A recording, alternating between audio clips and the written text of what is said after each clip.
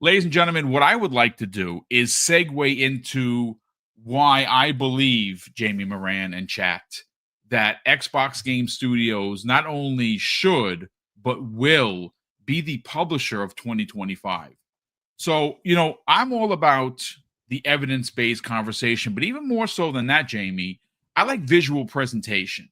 So, the old saying, a picture's worth what? 1,000 words. Well, I'm going to flash a screen I want to flash a picture on the screen, I should say, of what Xbox Game Studios has done.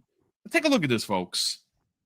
This is ultimately what the year is going to look like if they just end with Black Ops 7. And okay, so maybe not every game here is for you personally. And if it's not, well, of course, not every game is for every gamer.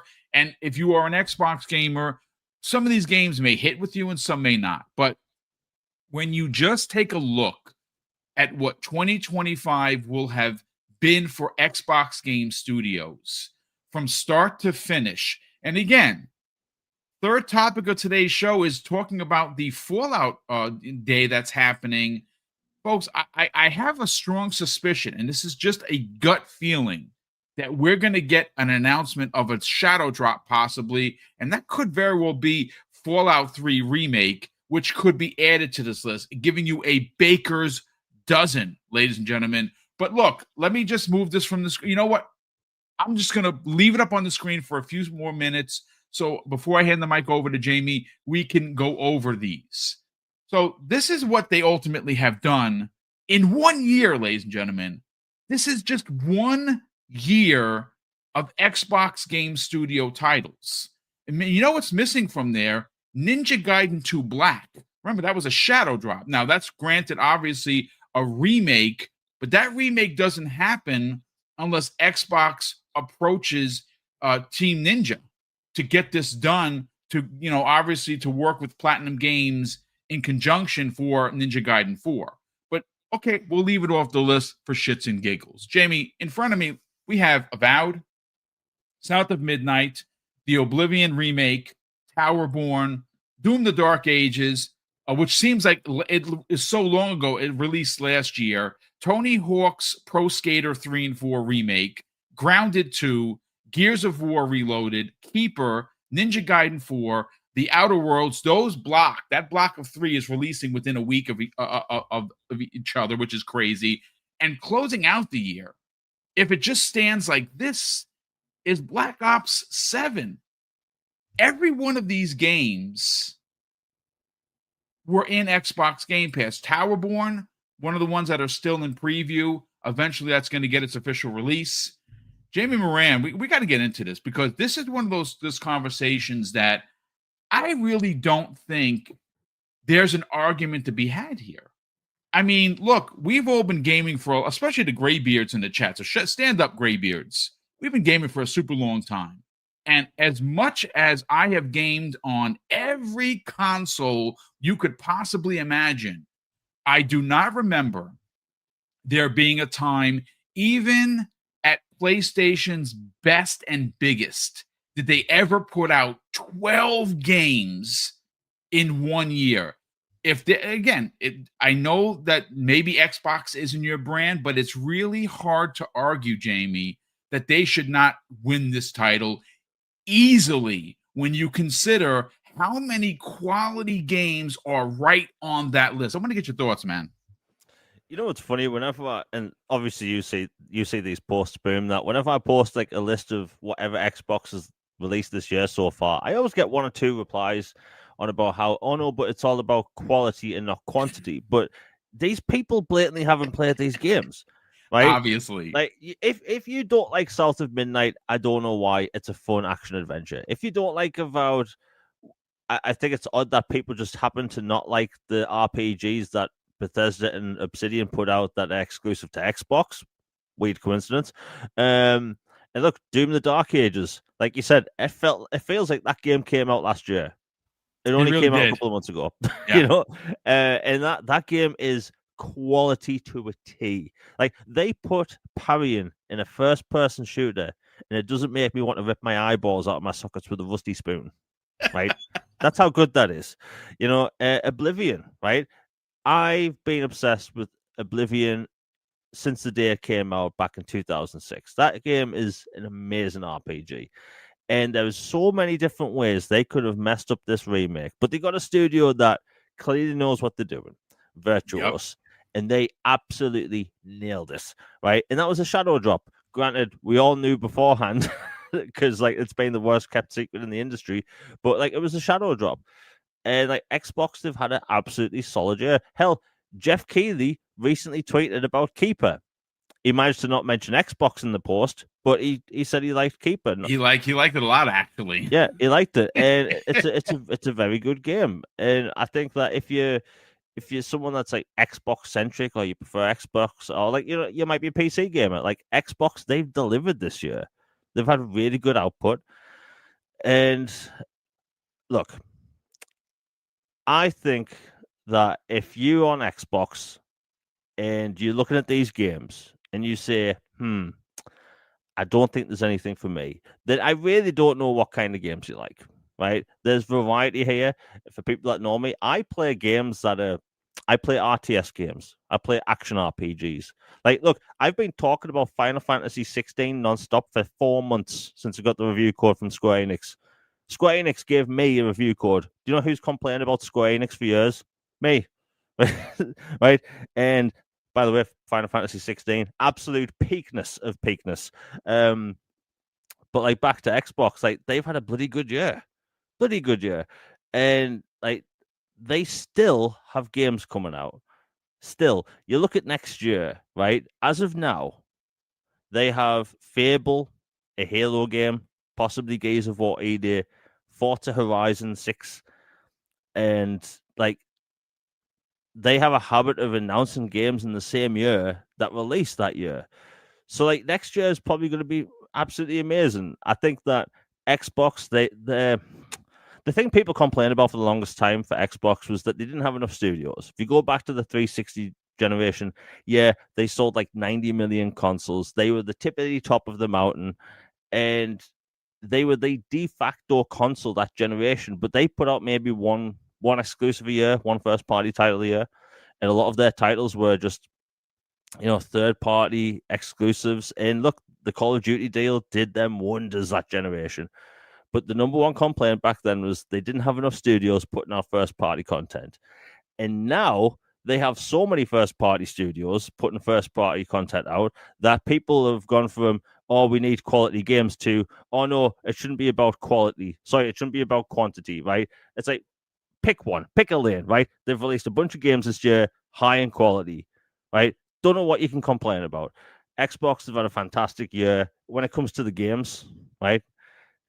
We could say their marketing in some areas, we can say the Game Pass stuff has been all over the place, but when you look at the games they've put out, they're all bloody good, really good, and they've had something for everyone. RPGs, action games, tactical games, everything on Xbox at the minute. It's been a good time. And look, The Outer Worlds is coming out next week, and that's a big RPG. We don't get Obsidian RPGs like that often, and we've had 2 this year. 2. So, and they technically going to put out 3 games this year if you include Grounded, right? Yeah, I think that it's been a good year for them, right? So you will have these detractors online that will make it seem like the end of the world. But last time I checked, that a publisher, game developer that puts out 12 games in a year, that's not Xbox is dead. Dead studios don't put out games like that. But yeah, that's just me. I mean, it's a great point of view. Look, if we're talking, if you're going to be talking about Xbox, right? And it's the talk of the town, folks. It's funny and I want to reiterate the point that Jamie just made about the Xbox being dead, because Will the Broke Boy Insider, or look at me, Will, the Broke Boy, said, I thought Xbox was dead. And it's funny because for a dead platform, PlayStation gamers want their games, right? PlayStation gamers are buying their games. Now, Nintendo's not a part of the conversation because they're not working as closely as I thought Xbox and Nintendo were working, to be honest with you. I would have thought that they would have had quite a few of their games released on the Switch too. Now, I don't know what the holdup is. I don't know if it's the hardware itself, because the hardware is weak hardware. But then again, it's as powerful as the PlayStation 4 Pro, which isn't a slouch. But I don't know what the holdup is there. But if you just take a look at the socials, and if you're not a social media person, then this probably is going to be a moot point. But if you just look at the socials, everyone is talking about Xbox, good, bad, or otherwise. If it's not the hardware that Sarabon just reconfirmed that is happening, both the handheld and the actual next generation hardware, which we know, thanks to the ABC interview, besides the Variety interview, is actually happening. This has been one crazy year for Xbox. Now, granted, yes, we've all admitted and said publicly, Jamie, that they have stepped on some rakes. Sure, this is just what they do. But if you're going to bring this down to the brass tacks of the conversation, Jamie, I think it's really hard to argue where we start talking about games. Now, like I said in the opening, every game on this list, and there's 12 of them, is probably not going to be in your wheelhouse, and that's okay. If you like 5 of the 12 games, or you've played 5 of the 12 games, then being a part of the ecosystem might be worth it for you, especially if you are someone that's still subscribed to Xbox Game Pass. Now, if you're a gamer like myself who will play all of these games and have played all these games so far, except for obviously Black Ops 7, which is coming out next month, it's been a banner year for being a subscriber of Xbox Game Pass. But I just think, Jamie, that this is one of those conversations that Publisher of the Year is an easy win for them.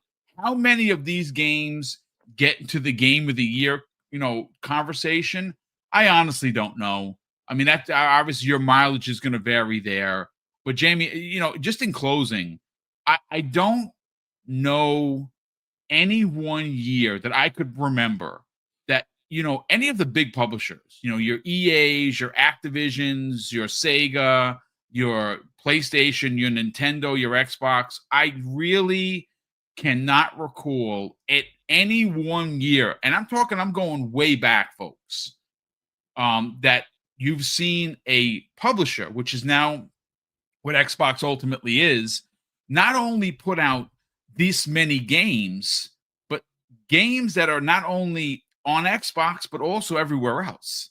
And again, folks, all you got to do is just follow the breadcrumbs. This is the lead up to what is expected to be an even bigger banner year next year in 2026, when they have all these anniversaries they're going to be celebrating. The 25th anniversary of Chief and Cortana and Halo Combat Evolved. The 25th anniversary of the platform. The 20th anniversary of Gears of War. I mean, and there's more anniversaries talk in there. You have a new Fable. You got one new title of each of the big 3, Halo, Gears, Forza, right? Those are the 4 that we know. You have the new Call of Duty from Infinity Ward, which is expected to be Modern Warfare 4. You also have, and again, this is just, it's a shot in the dark, but Clockwork Revolution could be one of those games that are released. That's just 6 games.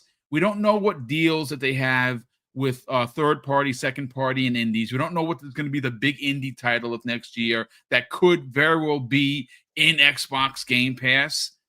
I mean, talk about the lead up to one of, again, it's going to be a party from January 1st to December 31st of next year. And this week alone, right, we have Fallout Day, which we're going to get into in the last topic of the show. And then you have the 2 new Halo projects being shown on Friday. I mean, what a week, 8 days for Xbox. Like, I don't understand where or how you as a gamer could not be excited about what's going on at Xbox. I'm sorry. Like, I'm not trying to be like an over, excited fanboy here, but what you saw what I just put out there. That's a lot of really positive Xbox news. And somehow, Jamie, it's used as it being negative or Xbox being dead. Before we get into the Fallout conversation, I'm going to get your final thoughts on that. I mean, look, people can take what I say and say, "Oh, he's just an Xbox fanboy." Like, I could take Xbox for the things I don't like. I don't like the fact that they ended the backwards compatibility program that early. I think that their marketing of the Series X could have been better. Hell, the Series X and S, it doesn't say anywhere on the box that you buy it in. It doesn't say, "Hey, this is backwards compatible with 360 games."